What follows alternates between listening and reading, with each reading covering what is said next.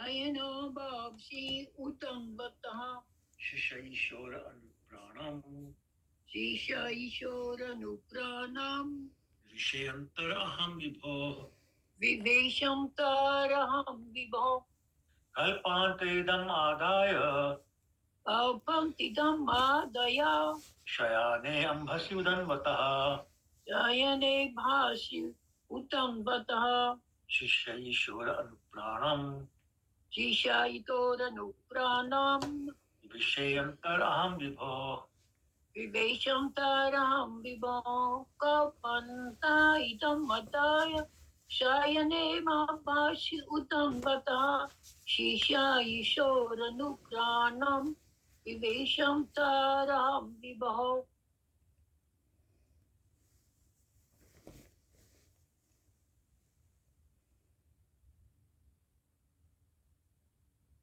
Nobody else?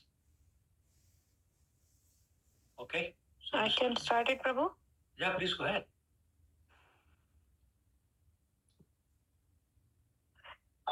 Kalpantaidam madaya sayanam base udanvata Sishya vishuranu pranam Vivishyantaraham vibaha.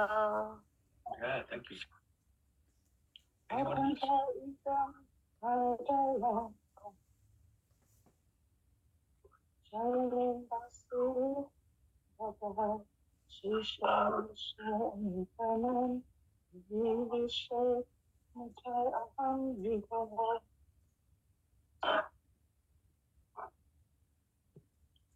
Okay, synonyms. Kalpante, at the end of Brahma's day. At the end of Brahma's day. Idam, Idam. this. This. Adaya, Adaya. taking together. Taking together. Shayane, Shayane. having gone to lie down. Having gone to lie down. Ambhasi, Ambashi. in the causal water. In the causal water. Udanvataha, Udanvataha. devastation. Devastation. Shishayisho, Shishayisho. lying of the personality of Godhead Narayan. Lying of the personality of Godhead Narayan. Anupranam, Anupranam. breathing. Breathing. Vivashe, Vivishe. entered into. Entered into. Antaha, Antaha. within. Within. Aham, Aham. I. I. Vibho, Vibho. of Lord Brahma. Of Lord Brahma. Translation.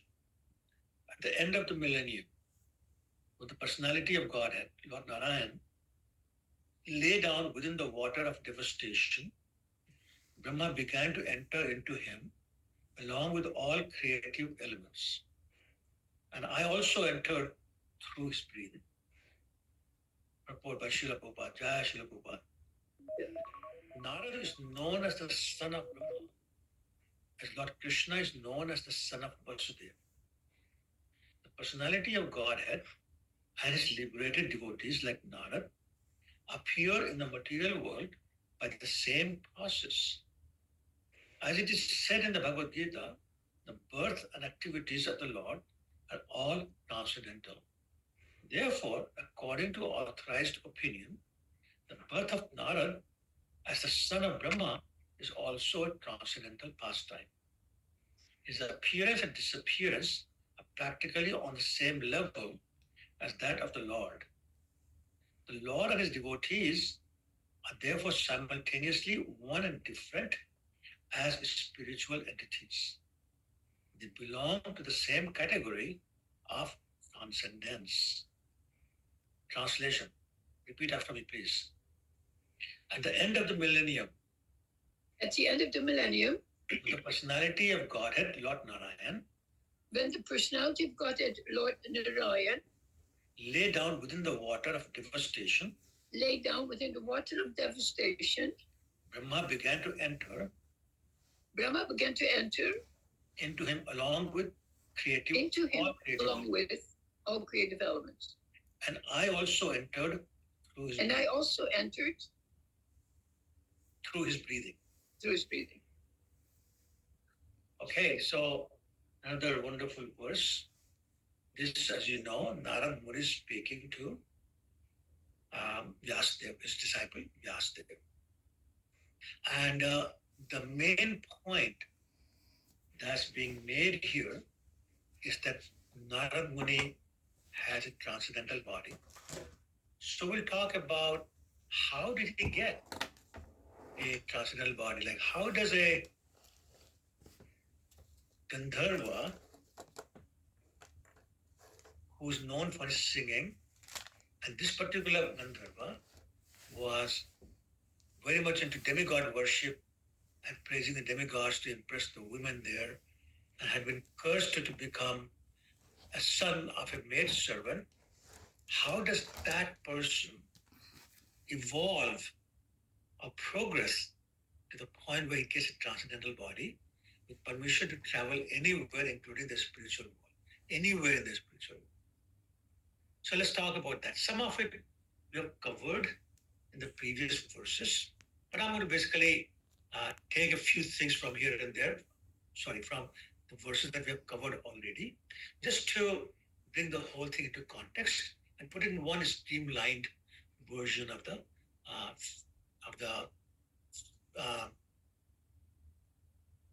proper flow of the story.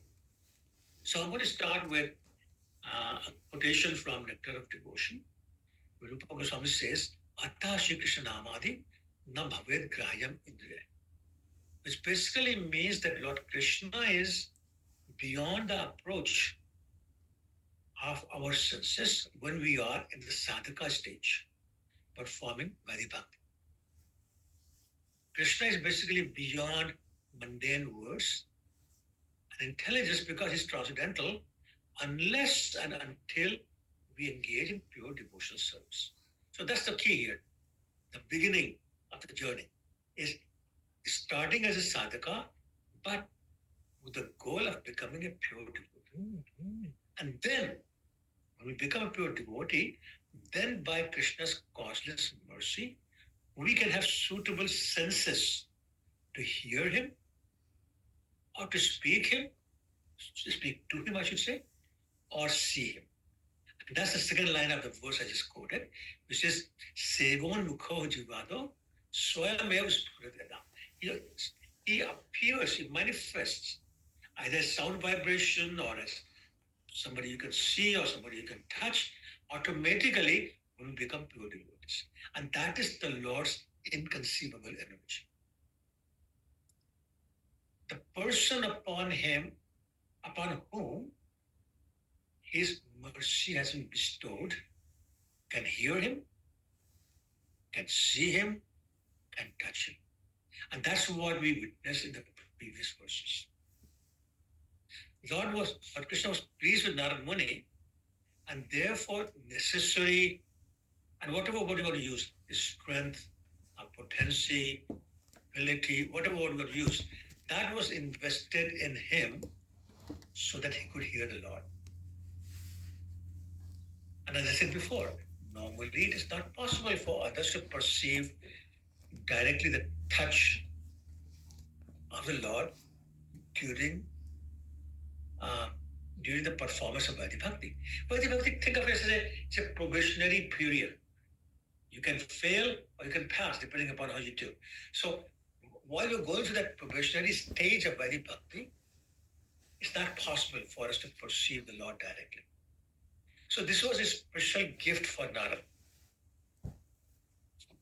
Now what happened was, when Narad Muni heard that voice of Lord as he was meditating upon him, he developed the feelings of separation. But no, let me rephrase that. Narad Muni was feeling the separation, but we heard that voice, that feeling was somewhat mitigated. But did go away completely, because a devotee in love with God always feels the pangs of separation. And that is why pure devotees are always enwrapped in transcendental ecstasy. Now, so this is like We're talking one birth here. So let me also add that we know that the devotional service rendered to Lord Krishna never goes in vain. Never goes in vain, even if they're offensive.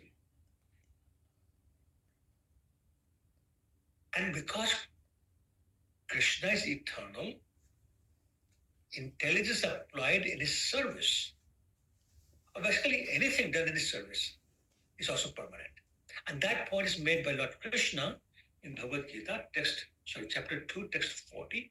It says, Neha Vikram Naswasti Prithivayo Rapitade. That there's no loss or diminution of this service, no matter what. Life after life after life, still accumulating. So therefore, the devotional service or the results of devotional service rendered into Krishna accumulates birth after birth. It doesn't go away like a bank balance, it doesn't become zero. But you take up from the point you left the previous birth at. And it continues without diminution. So any amount of time can pass, there's no diminution on what you've collected. There's no inflationary effect of time on devotional service. So therefore, even at the time of creation, or the time of annihilation for that matter, that accumulated devotional service remains. That purity remains. That is Krishna's mercy.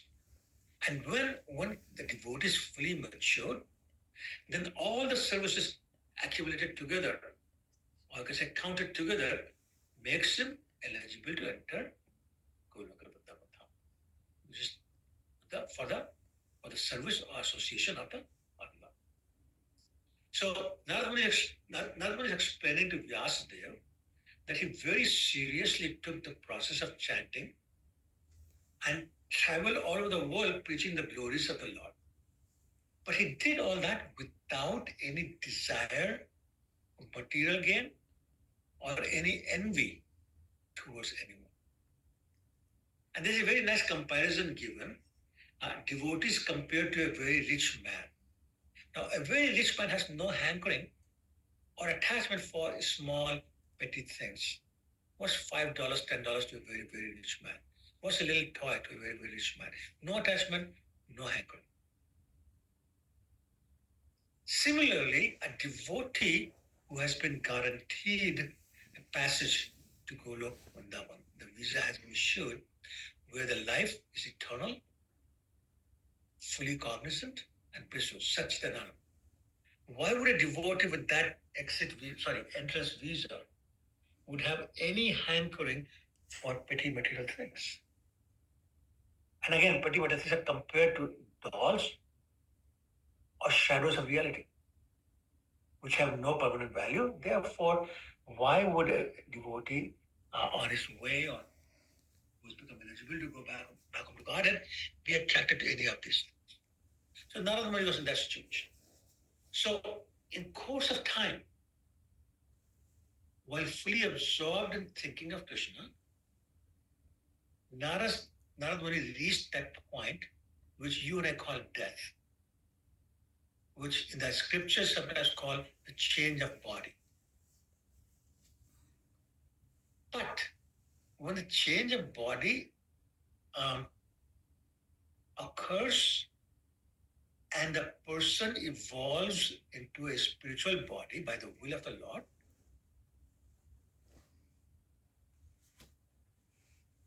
then something amazing has happened in that a purification process has taken place. Let me explain that a little bit further. Maybe I didn't explain it right. So let's put it this way. Our material body is product of our karma. Karmas are earned by our material desires and actions based on those material desires, which result into reactions. And that's basically our karma.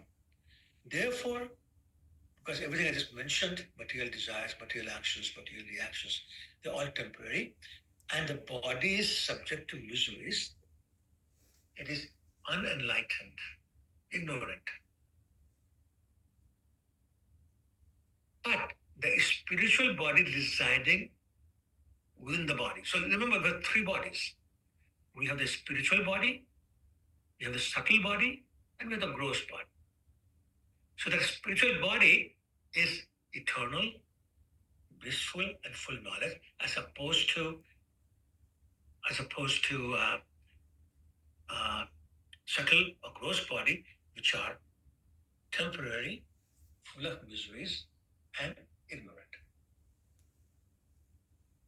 So therefore, the scriptures explain that even while in the material body, a pure devotee's body becomes surcharged with spiritual energy by the constant engagement of his senses in the service of the transcendental eternal Lord. So what do we say? Rishikesh Sevanam Bhakti. So when our senses are engaged in the service of Krishna, but they're fully engaged, they're constantly engaged. Right? When all the 10 senses are constantly engaged in the service of Krishna, then our body becomes surcharged with the spiritual energy. An example is given like an iron rod. When an iron rod is put in the fire, after a while, the iron rod acts not like iron, but like fire, because all the pure impurities are gone. So similarly, the material bodies, which is afflicted with inebriaties and is given or taken on by the living entity as a result of his desires to enjoy temporary sense gratification. And without that understanding of his real position, the intrinsic position, which is that he is the eternal servant of the Lord, and his only job is to please the senses of the Lord. Again, Rishikesh 7. So when that transition happens, that the understanding comes that my real position is serving the senses of the Lord, then the devotee's body becomes engaged in devotional service completely and fully and totally, and then it becomes surcharged with transcendental bodies. So let me explain in different words. For a pure devotee, the change of the body, again, what we call death, means stoppage of the reaction of the modes of material nature, the goodness, passion, and ignorance. Right? And we have examples, like we know the example from the story of Dhruva. Right? At the age of 5, he practically saw Lord's body, Lord's face, even in that so-called material body. The story of Prahlad, same thing happened. There are many other devotees who were able to see the Lord face to face, apparently in the same physical body, material body.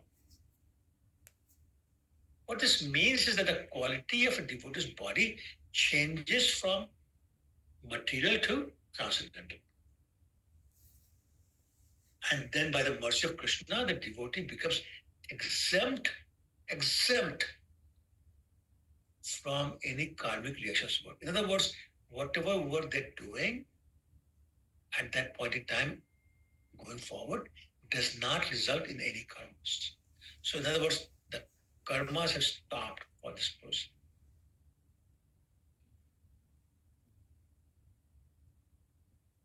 So let me explain this further. To understand how a body of a devotee becomes spiritualized, let's understand a very simple concept. The consciousness. The consciousness is a symptom of the soul, the living entity, and is a sign of life in a body. So the sensations we have when we are pinched means we are conscious. This consciousness, as you know, is spread all over the body, symbolizes the presence of the soul. And when conditioned soul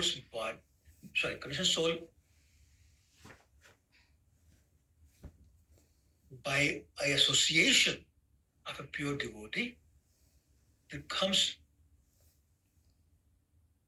purified, maybe not pure completely purified, then his consciousness changed from polluted desire to enjoy the body to being a vehicle for service in Krishna consciousness.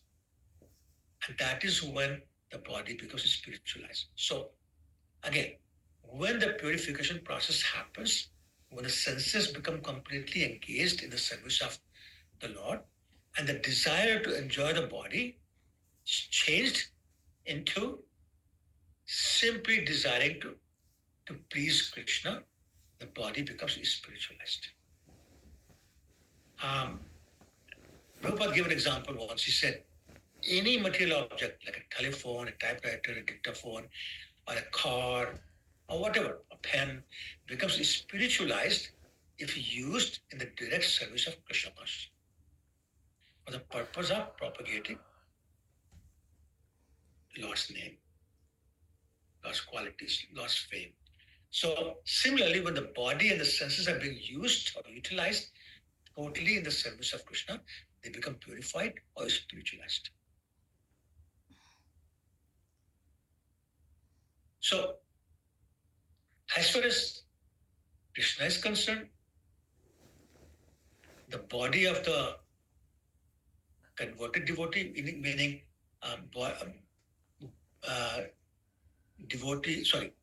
the body of a devotee which was material and therefore polluted, but has now changed because of the change of consciousness from material to pure devotee or Krishna conscious devotee, and therefore has received the spiritual body. There's no difference in that jiva or that body to an eternally liberated jiva who has never fallen down to conditional state. In other words, a person who has moved from conditional state to liberated state, or a person who was never not liberated or eternally liberated, to Krishna there is no difference. So whether you are eternally liberated or you become liberated now in this birth, to Krishna, you're the same. And Prabhupada gives a very nice example. He says, look at a box. Let's say, the two boxes, let's say. There's a box that's made of gold. And there's another box which is gold plated. Not gold, but gold plated. And he's saying, Prabhupada was saying that to Krishna, there's no difference. As long as that fallen soul has taken a bona fide spiritual master, understood and executed all the instructions of that spiritual master. So even while remaining in the present body, just like the gold-plated box is accepted equally by Krishna, like he would accept a gold box. So therefore, to the Lord, a gold-plated box is equal to and as good as a gold box. And that is what, again, in Nectar of Devotion, Srila Rupa Goswami says, Iha yasya hare dasya manasa karmana gira. Nikhlashu apyavasthashu jivan mukta sauchite. That a person who was totally dedicated his life to the service of the Guru and the Lord, in any condition, is liberated. And that's the point we're trying to make. Gold-plated or gold, to Krishna is the same. Whether in the material body have become pure, or you are always pure, eternally liberated, Krishna is the same. So in this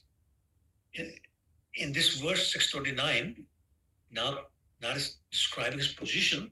And let me just read this one more time because I just want to make sure I get it exactly right. So give me 1 second, please. Okay, there you go. Translation. I'm reading the translation. At the end of the millennium, when the personality of Godhead, Lord Narayan, lay down within the water of devastation, Brahma began to enter into him along with all creative elements. And I also entered through his breathing. So what's happening is, first of all, there is a concept being introduced, maybe not introduced, but mentioned, millennium. So here, the end of the millennium means kalpa ante, end of one kalpa, one day of Brahma. Now, we know from Bhagavad Gita, chapter 8, text 17. Krishna says, Sahasra Yuga Paryantam Aharyad Brahmano Vidu Ratrim Yuga Sahastrantam Te Aho Ratri Vidojana. The end of the day is followed by the night of Brahma, which is of equal duration, which is 4.32 billion years. Sahasra Yuga. So 1000 Chaturyugis. Every Chaturyugi has 4.32 million years, and therefore 1000 of them mean 4.32 billion years. So Brahma's day, Kalpa, is 4.32 billion years long, and so is the night. So at night, Brahma rests, as explained here, in the body of Garbhodakshai Vishnu for the entire night, which is 4.32 billion years. And it's like, it's not your sleeping and my sleeping, it's like Yoga Nidra, a meditative state. So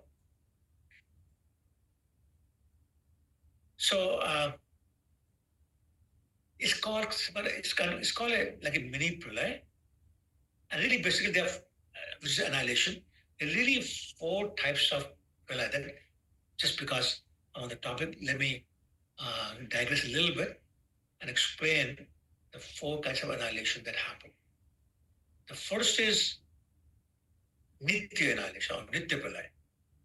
So you may recall in Bhagavad Gita, chapter 2, text 13, Krishna says, how does it start? Deno asmin jathadehe kaumaram yavanam jara. He says the body is changing from Kaumara stage, which is 1 to 5 years of old, Kaumara yavanam, the young age, Jara, which is the old age, Kaumara yavanam jara. Yeah. So it's moving from childhood to adulthood to old age. The body is changing automatically. And that's, so the cells of the body are dying and reviving all the time. That's called Nitya pralay. It's happening constantly. The second type of annihilation or pralay is called naimittic or occasional. That's the one we're talking about right now, at the end of Brahma's day and the beginning of Brahma's night. That's called naimittic pralay. So what happens at that time? What happens at that time is that all living entities go into the body of Garbhodakshai Vishnu. For 100 years before the night begins, then there's no rain. So there's hardly any water left. And whatever is left, the sun drinks it up, all the water. People become so agitated and so desperate for food and water that they start eating each other. And then to make it worse, Lord Sankarshan, in the form of Anantashesh or Sheshnath, starts emitting fire from his mouth that scorches the whole cosmic shell further, and it starts to burn like a cow dung patty. Now, those of you who have seen cow dung burn, it's like very, very fast. And then the terrible wind of destruction blows for 100 years, and then the Samvarta clouds inundate the universe with the rain, and there's flood everywhere. So there's no place. The lower 11 planets are destroyed completely. And all the living entities there start lie down in the womb of Garbhodakshai Vishnu along with Brahma. So that is the night of Brahma known as naimittic or occasional pralay. Then we have prakritik pralay or annihilation. That's the end of Brahma's life, the 100 years of Brahma's life, or 311 trillion 40 billion years on Earth. Everything's finished. There's no more material world anymore. And then we have the Atyantik, which is we are able to get rid of Janma Mrityu Jara Vyadhi, which means we're now gone back up to Godhead and beyond the covering of material world. That is the most desirable annihilation that we want. Anyway, so in this context, talking about the naimittic or occasional annihilation, which is the night of Brahma. So now, when the night is over, after every night, there's morning, there's dawn. So when the dawn of the new day begins, Brahma wakes up, does his tapa again, and starts the creation process for the planets that were destroyed, and it puts different living entities into the bodies according to their fructified karma. So you have animals, you have birds, bees, trees, humans, etc., etc. They're all given their bodies according to their fructified karmas. And the cycle goes on. So now come to Narada Muni. In the purport, Srila Prabhupada says that Narada is known as the son of Brahma, just as Krishna is known as the son of Vasudeva. It's very interesting. He said, you have to scratch your head first. He said, what do you mean? Narada is not Krishna. So, but he's saying the comparison, the conception he's talking about, conceptually. So what does it mean? It basically means that Krishna is not really born and Krishna is nobody's son. But in the context of what Krishna says in Bhagavad Gita, Janma Kram Chame Divyam, he appears as the son of Vasudeva. That is his transcendental pastime, that he can appear as the son of Vasudeva in the womb of Devaki. As a matter of fact, you may recall from Srimad Bhagavatam that when Devaki is offering her prayers to Krishna, she says, I cannot understand how can someone from whose body all the universes appear and be in the small womb of a woman. How is that possible?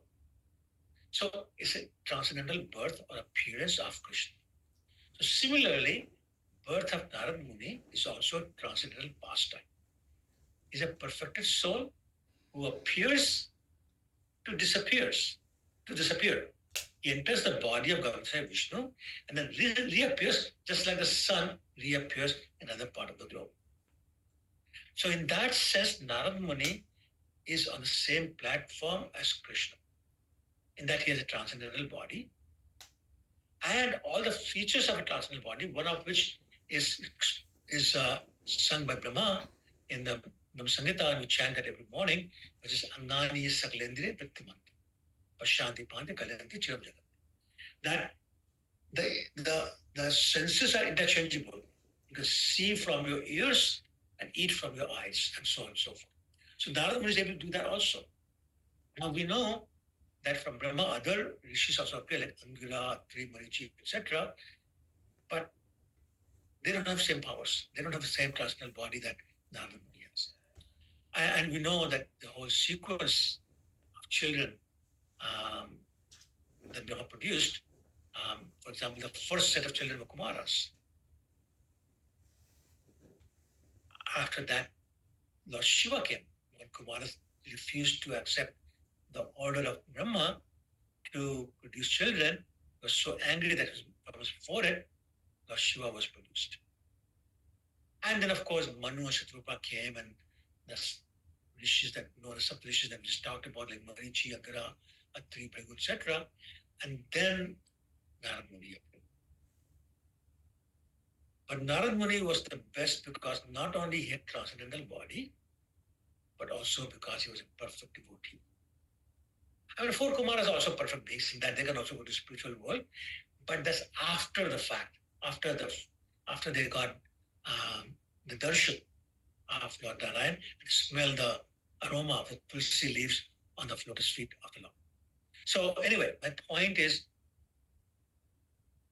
that purification process that Narada Muni went through, and I got the transcendental body.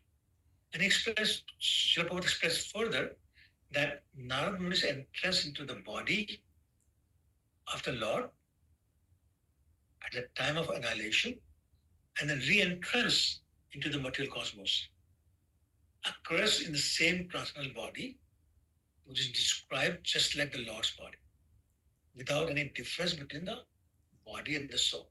So that's the difference. The spiritual body, there's no soul inside the spiritual body. The spiritual body is the soul is the spiritual body.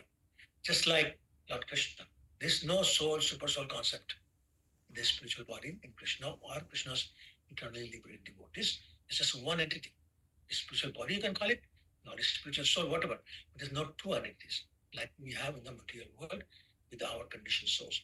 The spiritual soul or spiritual body within subtle body, within gross body. The subtle body, gross body do not exist in the spiritual world or in anyone in the transcendental body. Okay, so and that is why when a pure devotee passes away, we don't cremate them because there's no need to have the elements merge in the elements. The elements are gone already. There's a pure transcendental body is left. It goes into samadhi. Okay, so the point being, there's no difference between the body and soul of for Narad Muni, just like there's no difference in the case of the Lord. Therefore, when Narad Muni appears in the universe as son of Brahma, born from his forehead, it is understood that it's not a forced birth of a conditioned entity, but rather it is a transcendental pastime of a transcendental pure devotee. So there's no forced birth here. There's no forced set of parents, no forced family, no forced country or whatever.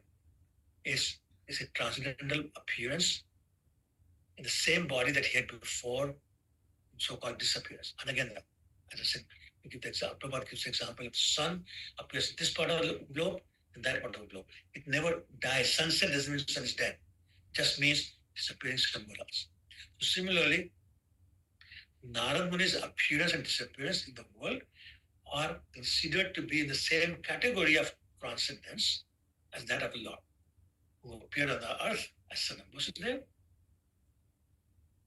and continuously doing that in some universe in the material world. Narad is brahmachari,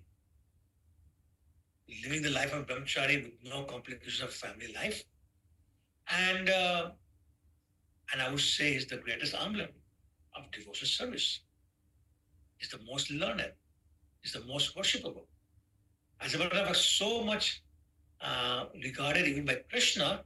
In Bhagavad Gita, Krishna says, among sages, I am Narad. And in Linga Puran, there is a statement that says, Lord Krishna actually gifted Narad Muni a veena.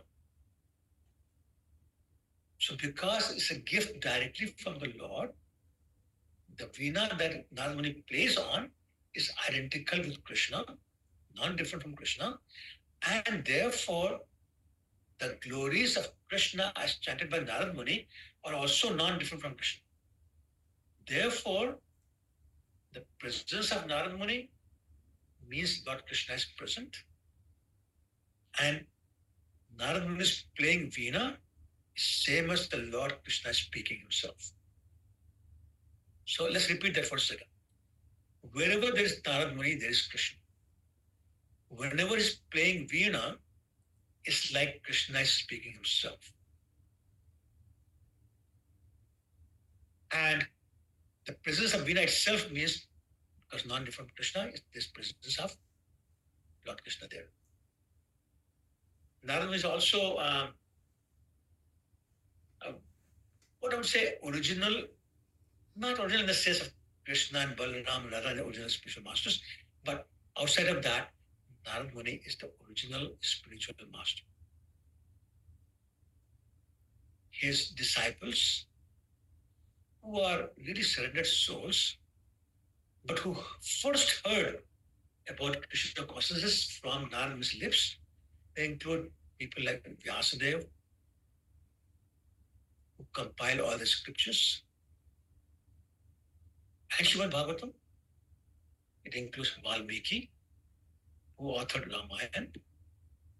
It includes Dhruva Maharaj, we all know about him. It includes Prahlad Maharaj, we know about him, and so many others, including people like the hunter, Nagari, who converted from, how can he be more polluted than that? Enjoying the half killing and watching the suffering of the animals he half killed, from that mindset and mentality to becoming so pure after association and preaching with Narad Muni that he looks for ants on the floor, on the ground when he walks, so that he may not step on an ant. What a transition. And that is what I mean by the change of consciousness and then eventual change of the body from material to spiritual, even without actually leaving the body. So Narada Muni is saying that I travel constantly. But I don't travel without purpose, or I don't travel for sightseeing. What am I doing? I'm constantly singing the glories of the Lord, vibrating my instrument, the veena. But I do all this by my own free will. Nobody's forcing me to do that. And I don't charge for my devotional service. It's free because I'm offering it out of my free will. I'm free to travel whenever, wherever I like, and have free pass every place, in the material world or the spiritual world. And I take advantage of that facility provided to me by the Lord to glorify Him, to purify the devotees by talking about Him. And we know so many stories from Srimad Bhagavatam itself. Narada is preaching to Pachetas, is preaching to Yudhishthira Maharaj, is preaching to, of course, Prahlad and Dhruva Maharaj.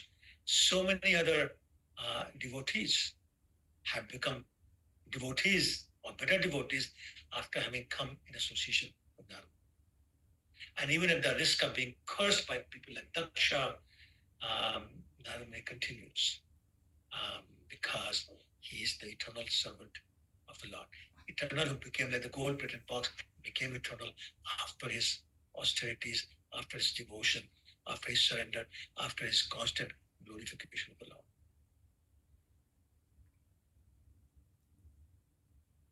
So, the reason I'm mentioning all this is that